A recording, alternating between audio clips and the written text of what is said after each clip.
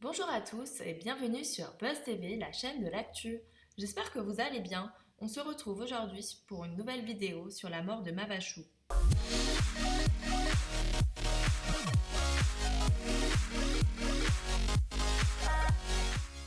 Annoncée morte le 23 décembre dernier, la youtubeuse Mavachou a mis fin à ses jours après plusieurs mois de harcèlement en ligne. Son dernier compagnon, Romain, raconte dans les colonnes du Parisien, dimanche 9 janvier, la détresse de la jeune maman avant son suicide. Le 23 décembre dernier, à quelques heures de Noël, la meilleure amie de Mavachou annonçait sur les réseaux sociaux la mort de la jeune maman de 4 enfants, survenue la veille.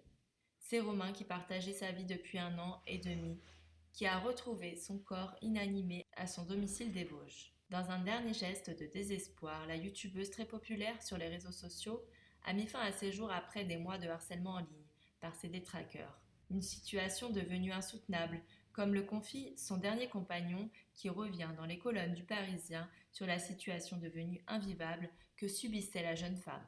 Si Mavachou a longtemps gardé ce harcèlement secret, Romain explique n'avoir pas tardé à découvrir l'horreur qu'elle traversait entre les messages qui critiquaient sa tête au réveil, son maquillage, ce qui la faisait rire, et les missives beaucoup plus violentes, notamment à propos de son rôle de mère. Quand des centaines de comptes ont commencé à s'attaquer à son rôle de mère, à ses enfants, à son conjoint, c'est devenu insoutenable pour elle, explique-t-il, dénonçant également les pics envoyés par Adrien Chazinski, son ex-mari, qui ont nourri ce harcèlement.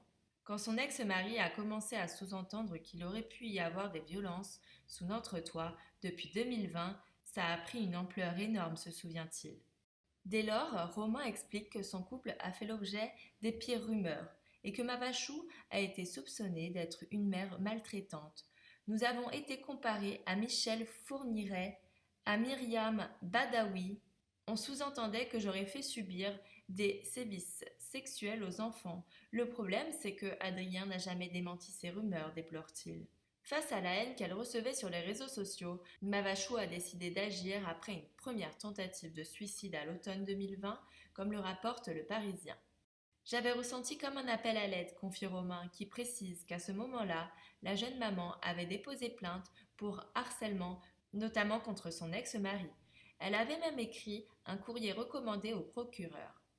Elle attendait de l'aide, mais cette aide n'est jamais venue de la part de la justice, regrette celui qui désormais n'espère plus qu'une chose alors qu'une enquête a été ouverte pour harcèlement moral ayant poussé au suicide, qu'elle reconnaisse ce que Maëva a subi en désignant là où les personnes qui l'ont poussé à commettre cet acte.